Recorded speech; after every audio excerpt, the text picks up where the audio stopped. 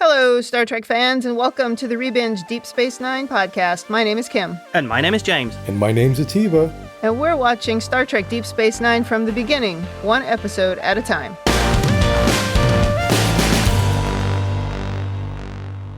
Welcome back to the podcast. Today, we are on Season 3, Episode 20, Improbable Cause. This episode aired April 24th, 1995. Before we get started, we have two things. One, we have a guest. Attiba Royster joins us again. We haven't seen you since season 2 when we saw you, right? So it's been a season. Yeah, it's been a season. Roughly about the same point, I think. I think it was, right towards the end, yeah. Well, Attiba, anything you'd like to say to introduce yourself? Well, yes, I would just like to say that I am a avowed Star Trek fundamentalist. Okay. I've been a long-time fan and just recently started my own podcast where me and my brother discuss all manner of pop culture ephemera. So I'll be sure to plug that when we get to the end. But I'm ready to dive into this episode. I'm very excited. Okay. Awesome. And then my second thing before we get started is just to say anything to say about the previous episode, which was Through the Looking Glass. No, it was perfect. I did not enjoy that episode, so we're just going to move on. Glass over it. The moment for me in that episode is Sisko standing in the corridor after beating the crap out of two Klingons holding both of the blasters. An awesome and iconic look. Yeah, you just liked that he looked cool, but yes, that was not a great episode for the movement that I'm interested in. I have that image tattooed on my right calf, so that's... Of him holding the phasers, Yeah. the Klingon phasers? Yeah. Oh, really? No, of course not, James. What a ridiculous thing. Oh my God, but now you should get it. That would be cool. Maybe. Oh, wow. All right, let's get into this episode. I have a lot of notes. I'm sure James has a lot of notes, so let's get going. In the cold open, Garak and Bashir are talking about Shakespeare. Garak thinks Shakespeare is terrible because he knew in the first act that Brutus was going to stab Caesar. Bashir says the tragedy is that Caesar couldn't fathom that his best friend would kill him. Garak thinks that's more farce than tragedy. And then Garak gives Julian a hard time about eating too fast, and Julian really is cramming his food in at this point. Julian says he has to get to work, and Garak was late, so he doesn't have time to enjoy his lunch. He also mentions that he's still waiting for Garak to finish the trousers that he dropped off, and Garak says, "Oh, tomorrow." I'd like to question why Garak is taking so long to finish his trousers if he doesn't have anything to do and is bored. And why he was late for lunch. Yeah, I think he is just a little bit bored with that job. It's not really thrilling him. I think we find out later, though, why he was late to lunch. Okay, I'll give you that. Okay. Garak wants someone to do a study on the sociological implications of humans always eating their food like someone who's going to steal their plates. He thinks it points to a dark secret in the human soul, some kind of gnawing hunger. I'd just like to point out that is an incredibly important and insightful line. Really? Yes. Am I the only one who missed this? Maybe. That humans have a gnawing hunger? No, I don't see the relevance of that yet. Maybe that comes up later. I think it's the central statement of the theme, but we'll see. Ah. Some of us have not seen the next episode yet. So I don't know what's coming. I will say I can appreciate that from Garak's point of view, or maybe even a Cardassian point of view, Julius Caesar would be a ridiculous play. Yeah. I think because the Cardassians, you would always be looking over your shoulder for someone to stab you. Yeah. So the idea of treachery and not being able to trust your friends, it's called the Cardassian way of life. Yeah, it's definitely more Cardassian than human, or at least what the human ideal is. And I suppose from a Cardassian point of view, it would be ridiculous to have somebody reach that level of authority and not be aware of that's the way business is done. I could see where you could get that, but in my opinion, I think that might be the take more of a intelligence operative rather than all of the Cardassians, because I can't imagine Ducat feels like he has to look over his shoulder all the time. He just thinks he's so great, no one would ever betray him. So, oh, yeah. Remember how shocked he was when he realized he was being thrown under the bus by Central Command? That's true. So this may be more of a Cardassian intelligence community thinks this way rather than Cardassians as a whole. Which would make sense. You'd be more paranoid in that role. Or people who are more paranoid end up in that role, I guess. One way or the other.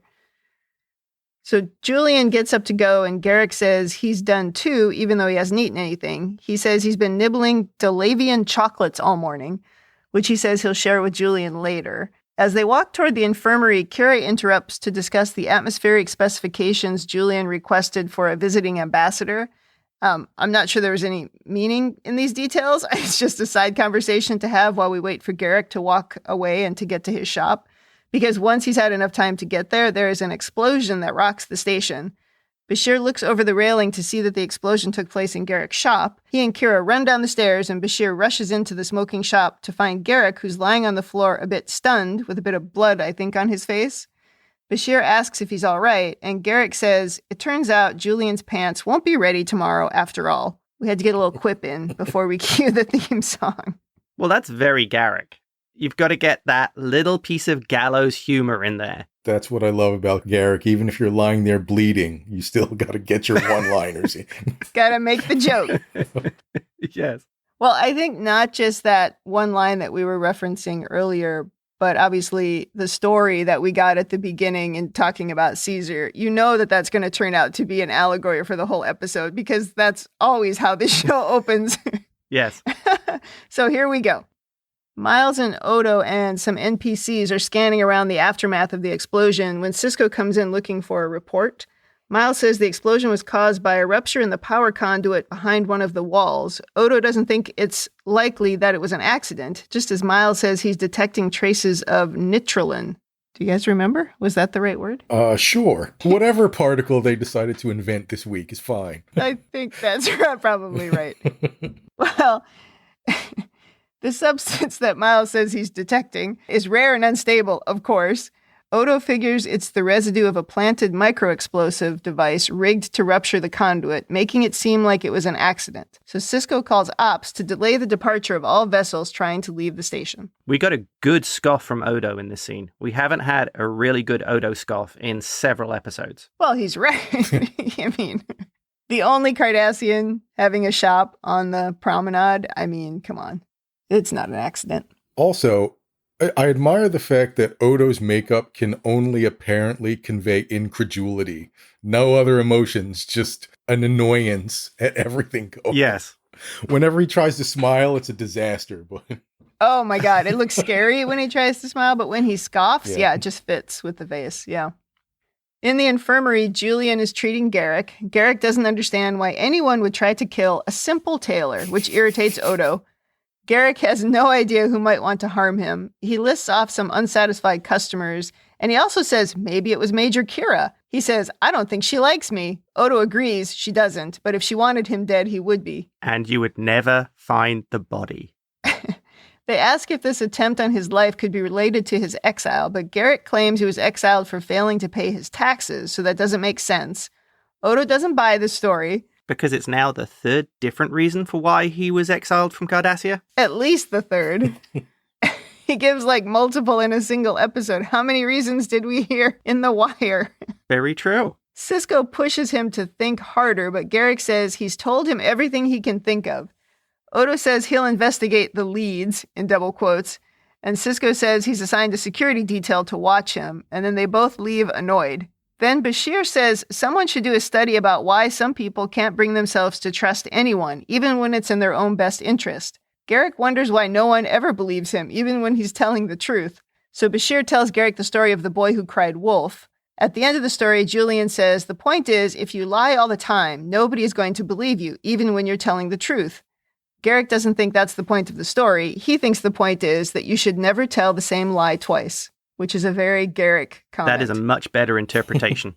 Yeah, that is a much better interpretation. Something in this scene I think is funny is when they say about the alleged former member of the Obsidian Order. Did everybody forget what happened in Second Skin? 3 of the people in that room were present when they rescued Kira. Yeah. I would say that's pretty much confirmation he was a member of the Order. Yeah, but Garak continues to deny it, even when it happens right in front of them. I mean, he keeps denying it with Bashir, and Bashir went to visit the former head of the Obsidian Order in The Wire. So it's not like we don't already have confirmation, but he just continues to pretend like, oh, no, that's all just, speculation. Yeah. I did the cleaning up at the Obsidian Order. Oh, the famous, I was just a cook. What was the guy in Duet? He was just a clerk of some kind, right? Yeah, yes. Same thing. Maybe Garak is just claiming he was working at a desk.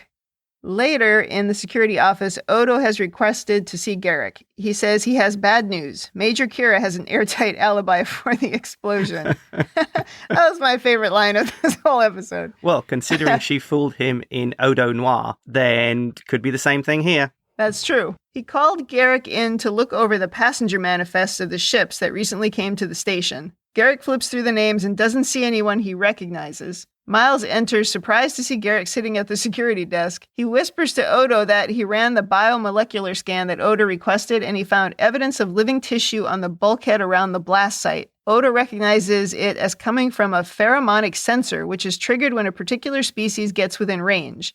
They're known to be favored by Flaxian assassins, and a Flaxian did happen to come on board the station just this morning. Dramatic ad break. Now, there's a coincidence. Definitely not. So earlier, when Odo says he won't leave Garak alone because he'll look through his security files. Yeah. And Garak replies with, "What makes you think I haven't already?" That wasn't a joke. Yeah, but also, they always do these funny things on this show where they don't seem to understand how computers work. It's not like the files are kept in the security office. I mean, they're on the computer. Odo has one login. Believe me. Right. Odo has the only terminal on the system that's not networked. Oh, like at the CIA. Yes. Yeah, their computers don't go to the outside world. Okay, I'll accept that answer. I would see Odo being that paranoid that he would not want his systems linked to anything else. Yeah, that makes sense. This is not a Federation starship. This is real security we're talking about here. But I'm pretty sure Garak has reviewed all the files. Yeah, pretty sure. Yeah. Anyway, yeah. Oh, yeah, I'm sure. So now Odo is questioning the Flaxian, Mr. Rateya. He claims to be a merchant dealing in fabrics and fragrances. Odo asks about his samples of fragrances. He says he's looking for a gift for a lady friend, but he doesn't have a sense of smell. So while he questions the Flaxian about his whereabouts, he claims to have been in Quark since arriving at the station, Odo is opening each bottle of perfume, asking the alien to describe the smell. The first one is floral, the second is musky, the third is spicy. When Odo suggests mixing them all together, and he starts to do that, the alien stops him, saying his lady friend won't like that aroma. But Odo, of course, is up to something. He says maybe this is because with these three substances mixed together, they produce a gaseous mixture that can trigger a fatal heart attack. The alien plays dumb. The alien asks if he can go because he has deliveries to make to Cardassia, and Odo says he'll let him know when he can leave the station. This is quite an elaborate makeup job for one scene that this guy is in. He's got like a giant head of hair, like these like beads in them, and it looks like a giant pincushion. And then he's got these little tentacles that come from his forehead and from his chin and from his hands. I mean, that's a lot of makeup. And the patterning around the eyes is all quite detailed. Yeah. In some ways, this is really sad watching it in standard definition because the look of how complex that makeup setup was and the length of time it took to make that, it doesn't really do it any justice. I bet if you saw that in high def, it would be truly amazing. Yeah, I would think so. And he's barely in it. Right. I mean, he's in this one scene and then we see him from a distance in the next scene and then that's it. We never see him again. And before we leave this scene, don't you think there should be some kind of issue with a guy wandering around the station with potentially dangerous chemicals? Yeah. So if he dropped that box on the promenade, he's gassed half the station. Yeah, I don't know. It seemed a little silly to just let him go with those things. Maybe Odo confiscated one of them. I mean, they didn't show it, but he could have confiscated it. It just doesn't seem safe. No, it's not safe. Or why did they let him even come on board? I mean, why do we do a lot of things on this show? On the station, I should say.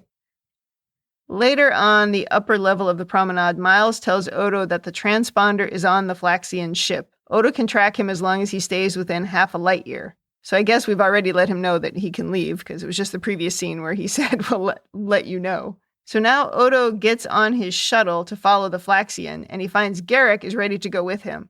Odo tries to talk him out of it, of course, but naturally that doesn't work. Garak says he can help, especially if the Flaxian goes into Cardassian space. Odo gives up the argument, and off they go together. They follow the Flaxian ship. As it's about to go into warp, it explodes. Well, Odo says, our trip has been cut short. At the beginning of the scene, Garak spends a lot of time looking inside of his bag that's on his lap. I'm not sure if that's important later, but it seems like he's hiding something in that bag, but we don't see it again in the episode, so I wasn't sure what was going on with the bag. That might have just been a red herring, I think. All right. Now, How did Garak know there was a tracking device on the ship? Well, he didn't know. He assumed that that's what a good investigator would do. Right. It's the smart move. Because I was wondering whether maybe he has a method of listening in on the internal comms. Because he also knows which runabout Odo is about to use. Plus, how did he get access to the runabout? Because he has access to all the security files, so he knows everything. Good point. Also, it's not like they're gassing up and doing launch prep on all 3 runabouts, so... That's true. Maybe there's some activity outside of that, and he was like, oh, I guess this is the one Odo's taking. And how did he sneak on it? He's Garak.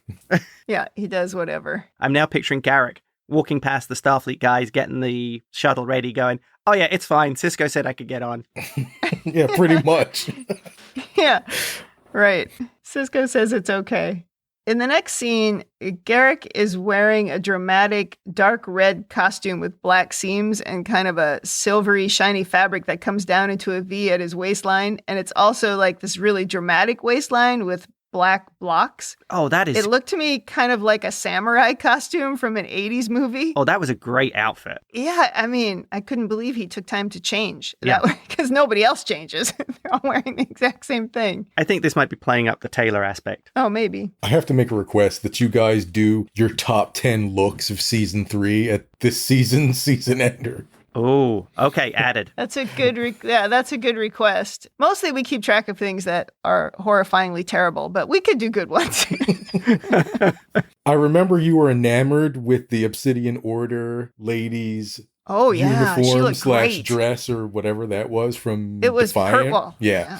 That was great because it was purple. Oh yeah, that was awesome. You also liked Nog's grown-up clothes. I did.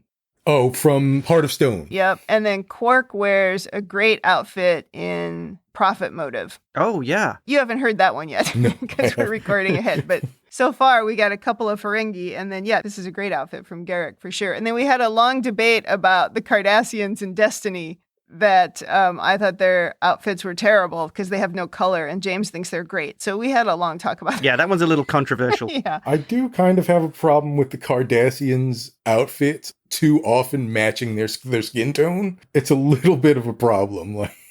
Yeah, it's very strange. And also, those uniforms are very peculiar. I don't quite understand them, like what material they're made out of. And they're almost like belly shirts in some way. I don't know. They're very peculiar. Yes, it's weird, but sorry to sidetrack you.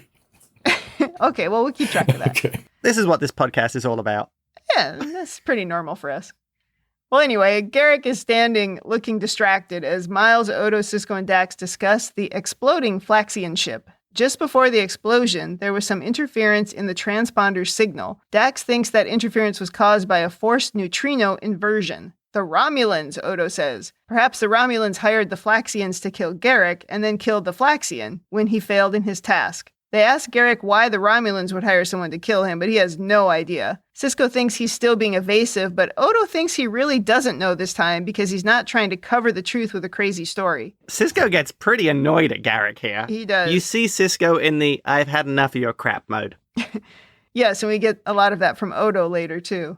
Garak says the truth is an excuse for a lack of imagination. He proposes asking the Romulans what they're after, and Cisco says he will, but he doesn't expect them to be entirely forthcoming. Hasn't he said something like that before about truth? Garak's a legend. I'm sorry. He just is.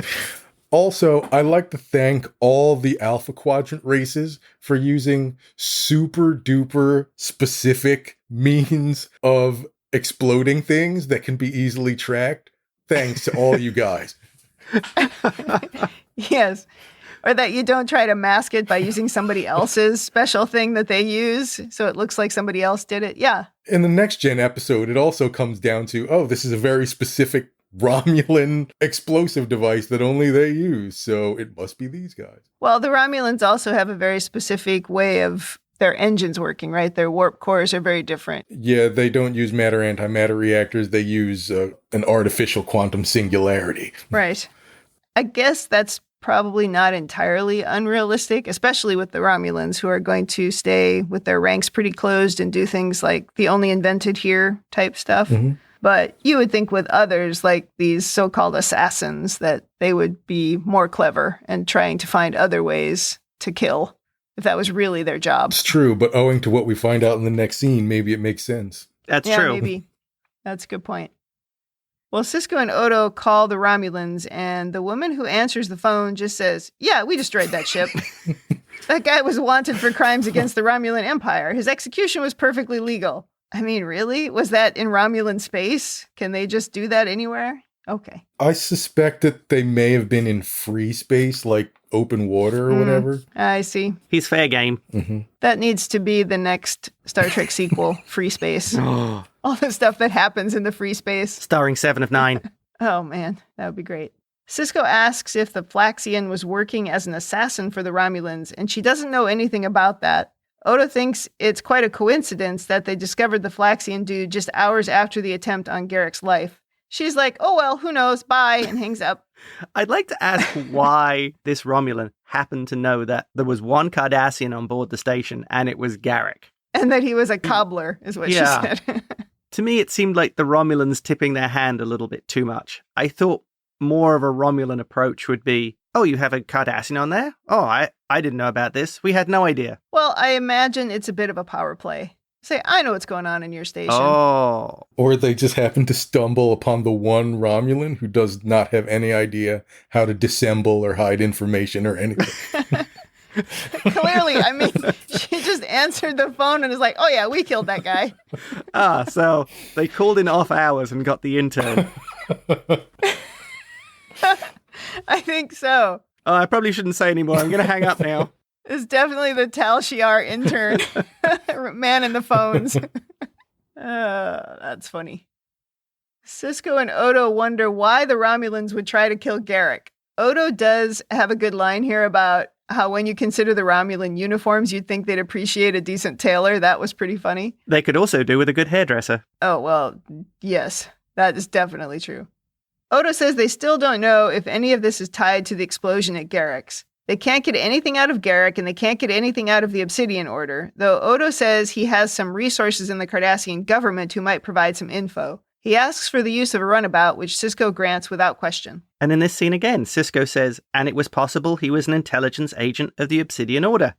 These two guys were on Cardassia for Second Skin. Yeah, we're episodic. We forgot all about that. Oh, okay. But no, you make a good point. They do know it already at this point, and they're pretending like they don't. Maybe they're starting to wonder if it was all a ruse or, you know what I mean? Oh, well, okay. That's an interesting take. What they really might be trying to figure out is he still an active member of the Order, or is he really a former member of the Order? Because that they don't know. They have suspicions, but they don't know. Or was he some other kind of agent? Well, that's true. Like CIA, FBI. Is there something else besides the Obsidian Order that we don't know about? I'm sure there is. NSA. Yeah. Yeah. Is there something else? Is there some other sort of shiny stone, like the hematite order, or? Good question. So off we go to a cave somewhere, a very dark cave. So it must be important if they're in caves. Absolutely. I'm sure it's the same cave we've been in before, but this time the light is purple and it's very dark. Finally, the Cardassian that Odo is meeting appears on a ledge above him. He says he's changed his appearance since they last met and he doesn't want to be seen. So they have this conversation without looking at each other, and we never see this guy's face, only a close-up of his eyes. Odo tells him that he thinks the Romulans tried to kill Garak. Very good, Odo, the guy says. But Odo needs help understanding why. The mystery dude doesn't know, but he says you're investigating an insignificant piece of a much larger puzzle. Cloaked Romulan warbirds have been detected near the Cardassian border, along with troop movements and communication activity. Odo wonders if they're preparing for an invasion. Maybe, the guy says, but it doesn't really make any sense. Then the guy tells him that 5 former operatives of the Order died on the same day as Garak's attack, 3 of natural causes, and 2 in accidents. Garak was the only one to survive his incident, though an explosion seems a lot less nefarious than these other things. He tosses Odo a pad with the names of the other operatives and he suggests showing it to Garak. The Cardassian says, I trust this information satisfies my debt to you. Odo agrees, but then he says, however, if you learn something from your tailor and share it, I would be indebted to you again. I'll consider it, Odo says, and he walks off into the purple light. Odo seems very good at having these little back channels and these people who owe him things. He definitely does. He's learned the value of information and how to get it. And even though he doesn't seem necessarily great at building relationships, he's become good at building these kind of relationships where he's obviously sharing enough information to get people indebted to him or doing favors. He's learned the value of the grapevine for sure. Right. Back at the station, Garak is shocked to learn that all of these Cardassians are dead. He seems quite pleased, actually. He says he'd be celebrating if the circumstances were different. Odo asks if they were in the Order together, but when Garak deflects again, Odo gets very annoyed and he shouts, "You dragged me into this investigation and you're now going to cooperate with me." He says he knows that Garak blew up his own shop. The Flaxian was going to poison him. And Odo thinks when Garak saw the Flaxian on board, he caused the explosion himself so that Odo would begin an investigation. Boom. That was the big drop of the show. Well, one of them.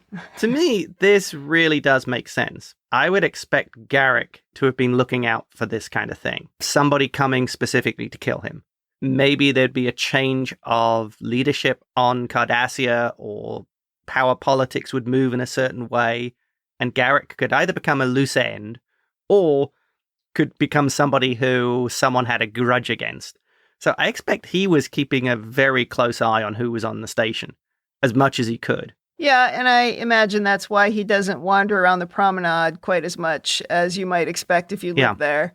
And he's also never in Quarks. He's only ever at the Replomat or having quiet conversations in corners. Yeah, he's careful. He's very careful. I mean, once he appeared in Ops when the station was attacking itself in civil defense. But otherwise, he pretty much keeps to himself. Well, and that was pretty much to save his own skin. Correct. So Odo wants answers of who these 5 dead Cardassians are. Garak finally says they were all associates of Enabran Tain, who we remember from the episode The Wire as the supposedly retired head of the Order. Garak says he's the only head of the Order to ever live long enough to retire. The 6 of them were his most trusted advisors. He insists that he doesn't know why the Romulans wanted them all dead, but Tain might. Garak then makes a call on Odo's console. Odo watches him press a bunch of buttons and says, "That's an interesting way to encode a signal." And Garak says, "I thought you might enjoy that on an aesthetic level," which was just like a cute little interaction.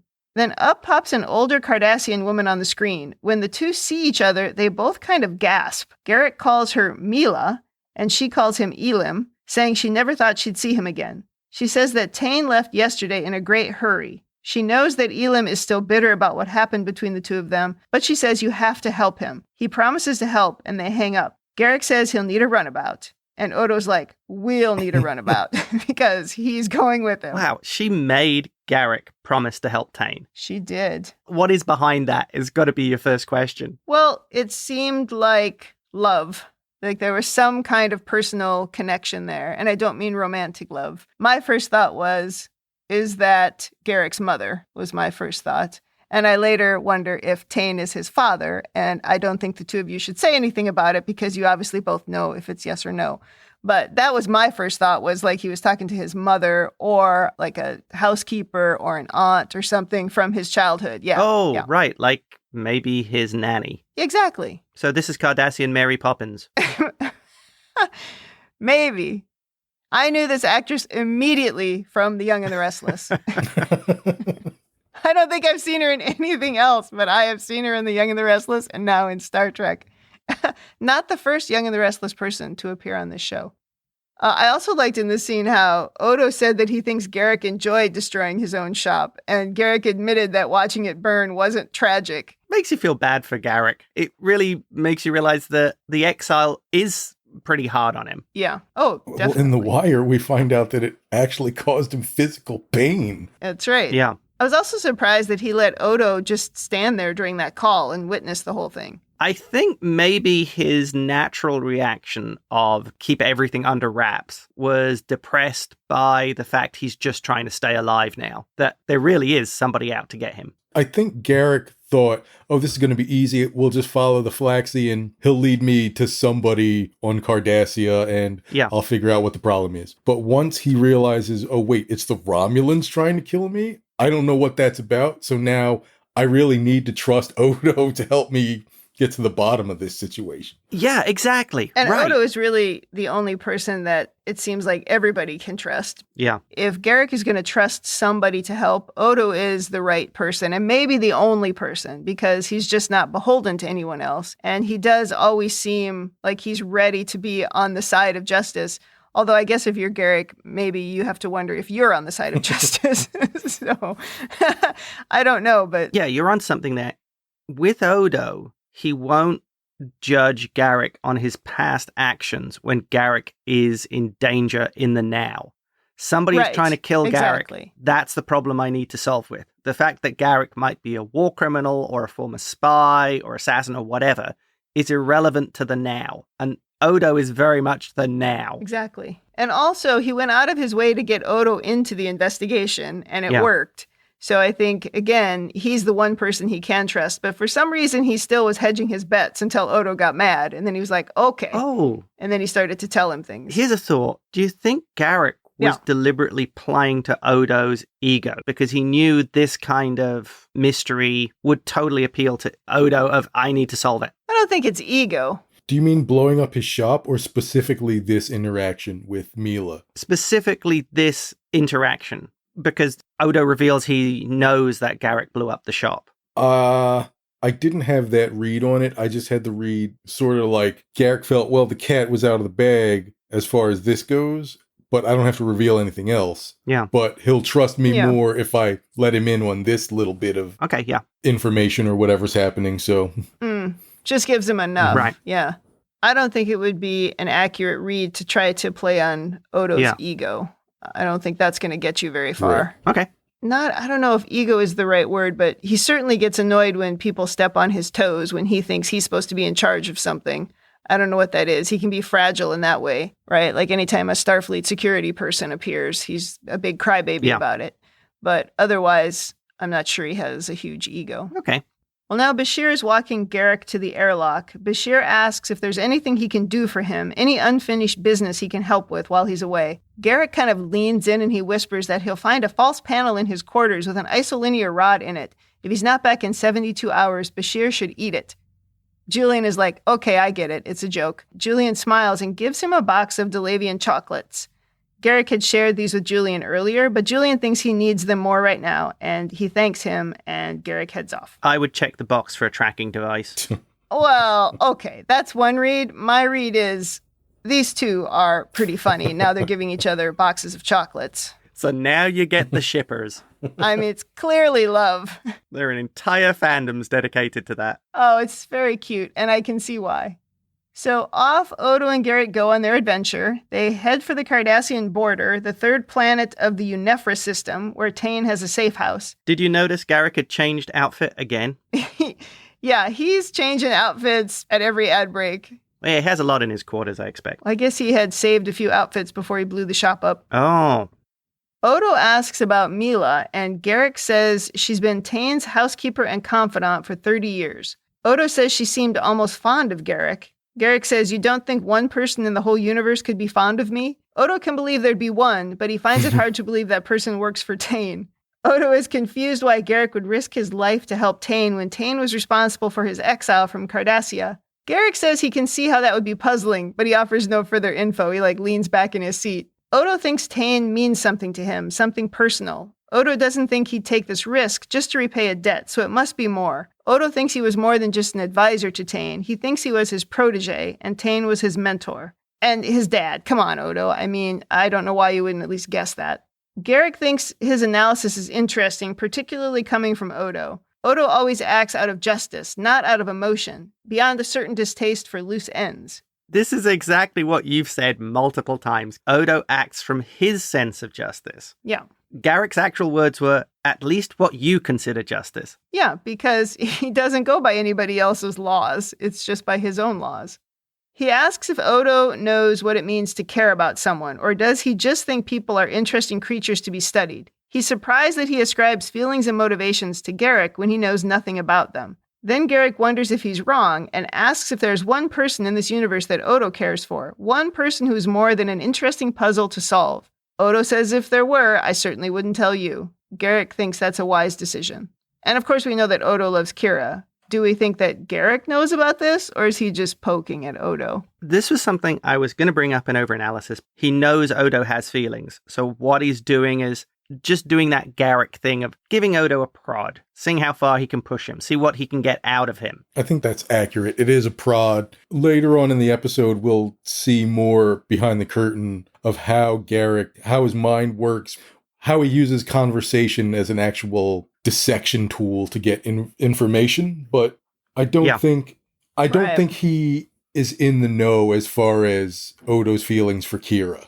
I did not get that sense here. It's not completely invisible to others because Lwaxana did notice it. Yeah. But also, Lwaxana was probably looking for it. So, at the same time, if Garak was going to try to find a soft spot for everyone, something that he could use if he needed to, he might also be able to observe it. But he's got to do more than just, like I said, sit in the replomat and hide in his shop. He would have to actually be observing Odo and Kira together. So my conclusion was Garak knows he has feelings. Well, Garak would have to know Odo has feelings at this point because of the outburst in the security office.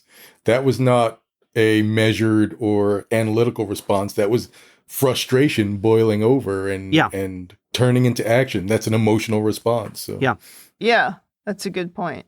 His emotions have always been on his sleeve. Right. Yes. Just none of love, though. Right. It's always, it's just usually annoyance or scoffing. Before we leave the scene, I think Odo makes a much better foil for Garak than Bashir. It's like they're on the same level. It's different. It's a different kind of interaction. This is real sparring. I think these two should have had a show together. Or at least Garak should have been the sidekick on the Odo Mystery Show. Oh, that would have been perfect. On a YouTube channel that I watch specifically to bone up for this episode of Deep Space Nine, he called it The Adventures of Stretch and the Weasel. That's pretty good. That is a good one, yes. Stretch is a good name for Odo. I like it. And the Weasel, well, that's obvious. Yeah.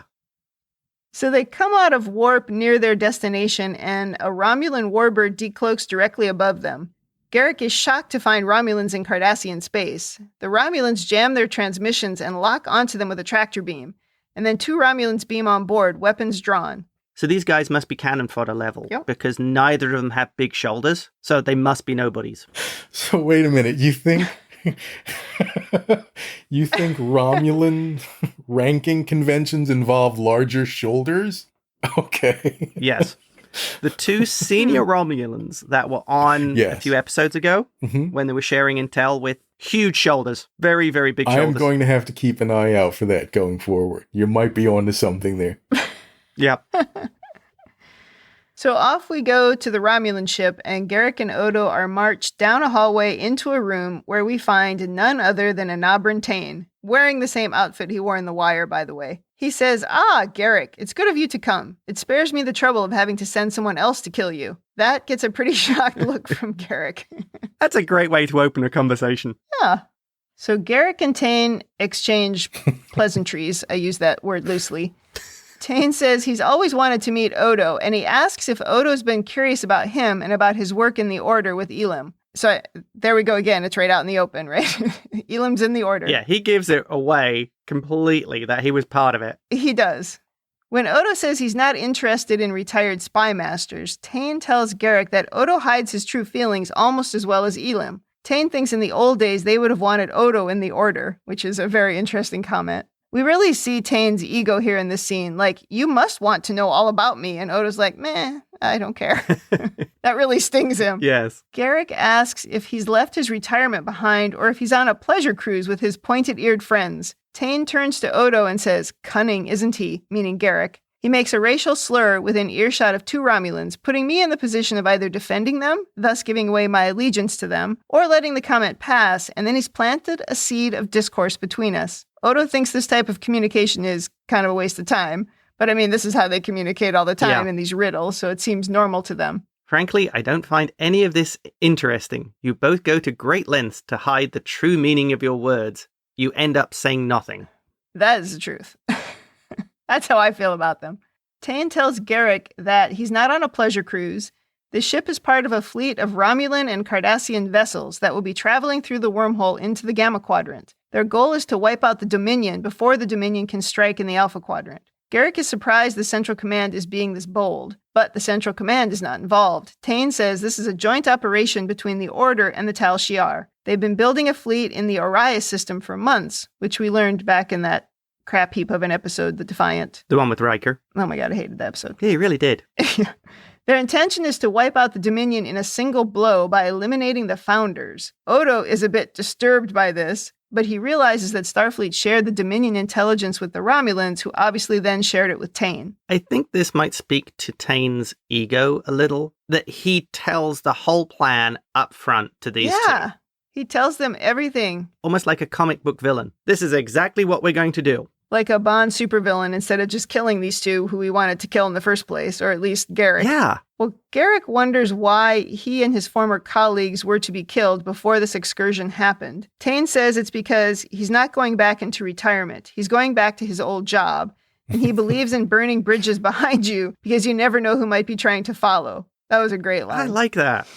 Scorched earth, best policy. Yeah. Garak says you always thought the Tal Shiar was sloppy, and Tain agrees, saying they shouldn't have hired the Flaxian to blow up his shop. Actually, Garak says, I blew up my own shop to get the constable's attention. Tain laughs. He says, Garak is such an original. If you hadn't betrayed me, things would have been so much different. Garak says, I never betrayed you, at least not in my heart.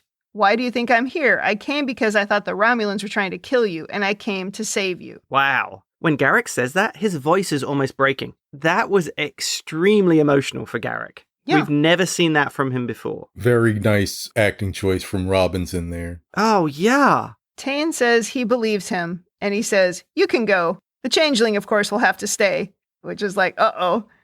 Garak says, aren't you concerned I'll warn Central Command and Starfleet? Tain says it doesn't matter. It's too late for Central Command to do anything, and Starfleet doesn't care. It's not their fight. He tells Garak to walk out the door or to join him. He says, isn't it what you've always wanted, to serve Cardassia again at my side? Garak asks if all is forgiven, but Tain says he can't forgive. He can only try to forget. Do you want to go back to hemming pants, or should we pick up where we left off? Odo tries to remind Garak that this is the man who put him in exile and also tried to kill him 2 days ago. But Garak is swooning at this prospect, and he shakes Tain's hand because he's in. Mm-hmm. And we are at to be continued. Uh-oh. I loved it after Odo warns him, and Garak just says, I know. But it doesn't matter. I'm back. Yeah, exactly. That was scary. Well, it was like a lot of nothing kind of happened at the beginning. Like there were a lot of those scenes at the beginning. There were a couple with Bashir that didn't really have any meaning. And there's that quick little thing with Kira and kind of nothing happened. All to lead us up to this last scene where so much happened. Oh, yeah, right. In that conversation, we learned so much. But then, boom, over. Well, we've reached the point for overanalysis. So do you have anything you'd like to share? Go right ahead. Okay, I'll start with my first one, possibly the most important. Okay. Was Odo telling the truth about not having a sense of smell? I don't think so. I think we've established that he has a sense of smell at some other point. I'm not sure, because he ran the tricorder across those substances, which is how he learned what they were, I'm guessing. Yeah. Well, I don't know. He has no sense of taste, so why could he smell? But he can see, so pick and choose your sense. I don't know. And he's practicing shapeshifting, so he probably will get better at those things. Well, if he just turned into somebody's nose, then he could smell. That's according to the Founders, right? If you turn into something, you understand it. Got to get that dig in with the Founders each week. Got to get a Founders dig in. Yeah. Well, because it's either the Founders or Curzon, and Curzon's not involved in this conversation. Yeah. That is a good question. So I'm not sure. Yeah, I would assume it's something that as a changeling you would learn how to do. And given how currently Odo is not a great humanoid impersonator, maybe he hasn't really managed it, so he has limited smell. I imagine if you were a changeling and you could not replicate a sense of smell, it would be a dead giveaway to certain races. For some reason, I imagine scent being a big deal for Klingons, so I don't know if you could accurately replicate being a Klingon without doing that. Wow. Yeah. And why couldn't he taste, too? I'm not kidding when I say he can see, so why couldn't he do the other things? He doesn't have a brain for the eyeballs to be connected to, but... I'm going with practice. Exactly. Yeah, I think it is just down to him not being fully in command of all of his abilities. Yeah. Okay, yeah, that makes sense. So we're going with yes, we think he can smell. Yes. Okay, next question. Yeah. Garak's motivation in all of this. Is he being genuine in his attempt to save Tain? Or is he more interested in saving his skin? Yeah, my only point that I wrote down in overanalysis is it's hard to know if Garak is really in like Flynn here or if there's something else going on because you never really get the full story from him. Such a good question. Yeah, it's very difficult to answer again because you never can be really clear about what Garak's motivations are. It feels genuine, and I think Andrew Robinson's decision to kind of let that character break a little bit and show some emotion through kind of signals to us that this is not a sparring match. This is not sort of the games that Garak would play with Bashir. This is something that means something to Garak, possibly. That's exactly the take I came away from this with. That moment when his voice broke and he seemed genuinely upset at the idea that he betrayed him. What does it even mean to say, I didn't betray you in my heart? Yeah, what does that mean? Yeah, we have no idea what that means. Right. Yeah. And that was the point where I went, oh, Garak is genuine in this. He was actually worried about Tain. He was fulfilling that promise. But if, though, the base of everything that Garak does is about getting back to Cardassia, then he might feel like Tain is his only way back. If Tain is the one who exiled him, then Tain getting killed might block him from ever getting back in. Yeah. So he could still be only motivated by his desire to come out of exile. But there's also the other possibility that he's motivated because he does, like Odo said, there's something personal about Tain and he really does want to protect him. We saw the personal reaction he had to the so-called housekeeper. So I think he's got that same personal connection here. We don't really know what it is, but I still think this guy's his dad, and that's why. But if all of his actions are motivated by him wanting to get back to Cardassia, then he could be just saving him again to save his own skin. Yeah. At this point, you could look at it and say it could be either of those things. Yes. I like that. Next point. Did Tain really intend to let Garak go? Yeah, I would say probably not. No. I looked at that and thought, I think this is a test of his loyalty. And I don't mean loyalty just to Tain, I mean loyalty to Cardassia.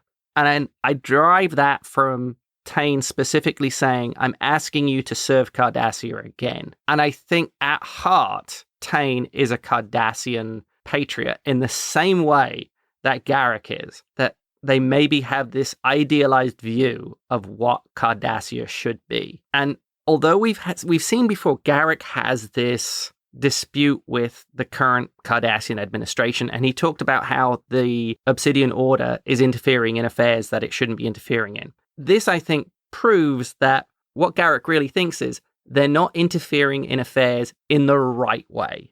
And somebody like Tain does interfere in Cardassian political affairs in the right way. I would say only one other thing, which is that in The Wire, we learned that Tain was really enjoying the torture that Garak was going through on Deep Space Nine.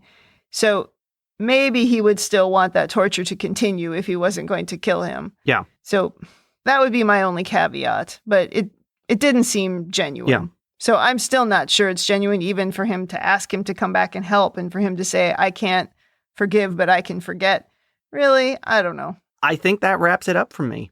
All right, I have a couple of takes. Okay. The first thing that I want to say is this episode is a tremendous flex for the DS9 writers, I think, because they're introducing this kind of world-shifting thing that's going to happen. This giant fleet headed off to make a first strike against the Founders in what is essentially a character study. And I think this is something that DS9 has tried to do before, tried to weave bigger threads through very small character-driven episodes. Like the Jemadar was an attempt to do this, and we could argue how successful it was, but I think this one is very successful in trying to tell a big story in a small way. Past Tense did that. Yeah. Told a huge story from a broken down DMV office. Right. This is, I think, the thing that DS9 does better than any other Star Trek show. The other thing that I wanted to say is, and this might be a very big stretch on my part, but when Garak is telling Bashir that fear of starvation amidst plenty somebody should write a paper. I think my take from that was that these behaviors or these responses that we've learned to help us survive are what we fall back on, even when the threat is gone, basically. There's no threat of starvation, but humans still eat like crazy. So even though with Garak, there's not really any threat for him to go to, say, Sisko and say, hey, I think this guy is trying to kill me, or to just go to Odo straight up and say, I'm in trouble. His response is subterfuge, is to go as hard into espionage as possible, even though it's not necessary. Right. Make a massive roundabout way of getting to what he could achieve just by asking Sisko or Odo. But again, that's him. That's fear of starvation in a time of plenty.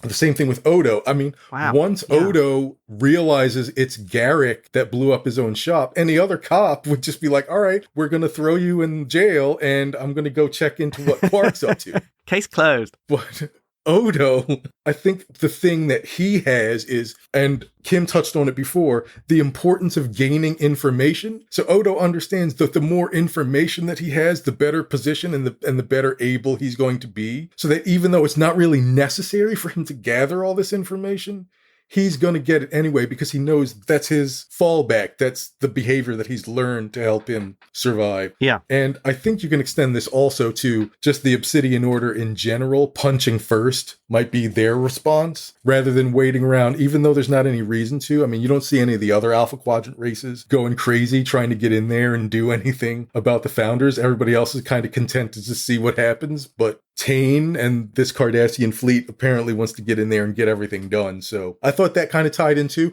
that might be a bit of over-analysis, but... Following that logic, I like that because a couple of episodes ago, how I think some of the problem with the Cardassians is the Empire is actually overstretched, that it's paint over rust. They don't have the resources. This is why Central Command isn't part of this and isn't trying to make that first strike, because they don't have the resources to do it. The Obsidian Order is doing this on their own, pulling in resources from wherever, because Tane believes the propaganda that they are this all-powerful empire and that they can crush their enemies.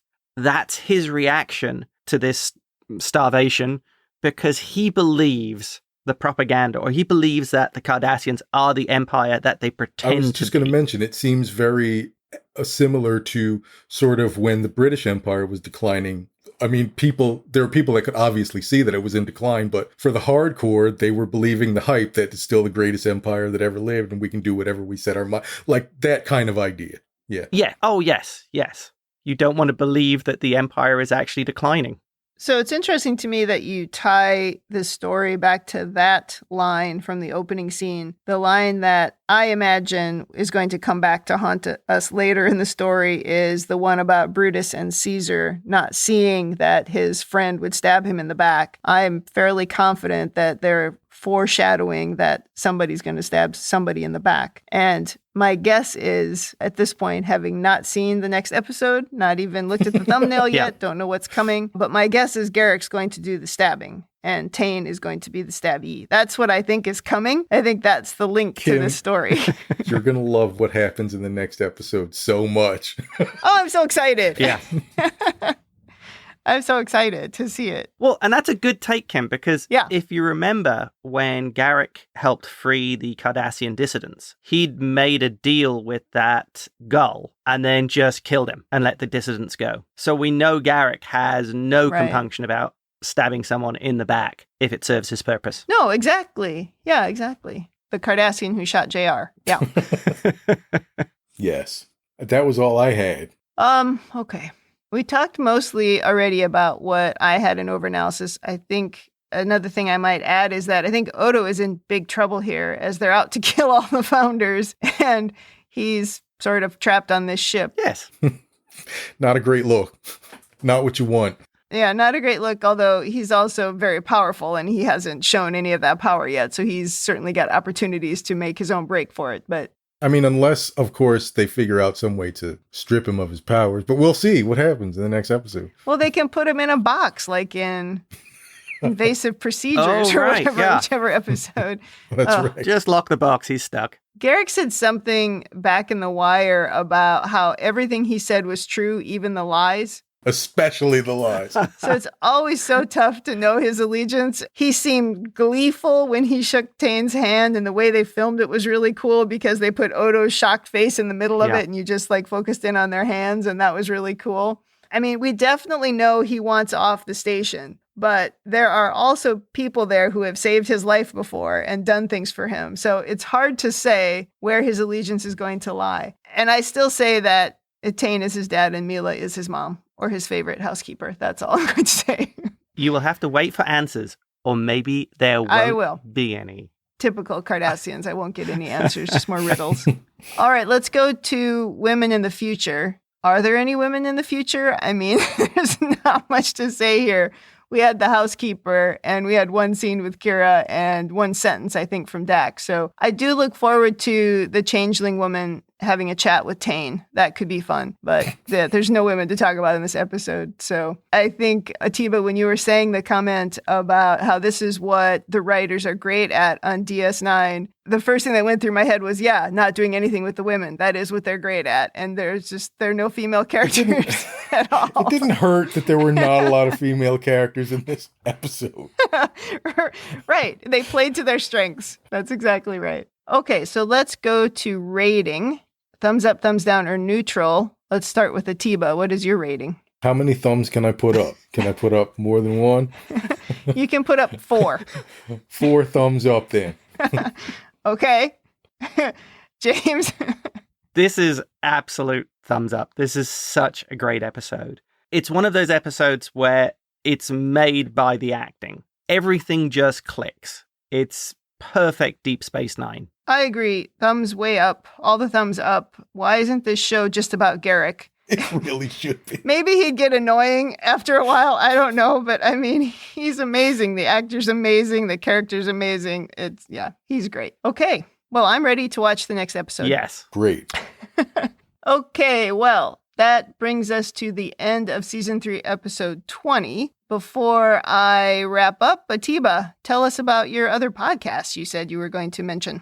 I do a podcast with my brother where we talk about whatever pop culture matter strikes our fancy at the time. It is called Teebs and Kid Phoenix Versus. You can find it on Spotify, iTunes, really anywhere where you look for podcasts. And you can follow it at Teebs and Kid Versus on Twitter. Okay, I'll put that in the show notes so that everybody can find it. And also, did you have a website or did you want to plug your artistry? Yes, I am also an artist and I'm cooking up quite a few things for Comic-Con at home this year. Awesome. You can follow me on Instagram at Attiba K, and you can look at my website on attibaroyster.com. Awesome. All right, then that wraps up this episode. So in the meantime, if you'd like to send us your own overanalysis of this or any episode, or if you just want to say something nice, you can email us at rebingeit@gmail.com, or you can tweet us at rebingeit, or check us out on talkthroughmedia.com, where you can leave feedback for individual episodes, or you can listen to all of the other podcasts in our network. Thanks for joining us on the Rebinge Deep Space Nine podcast. That's it for me. That's it from me. And that's it for me.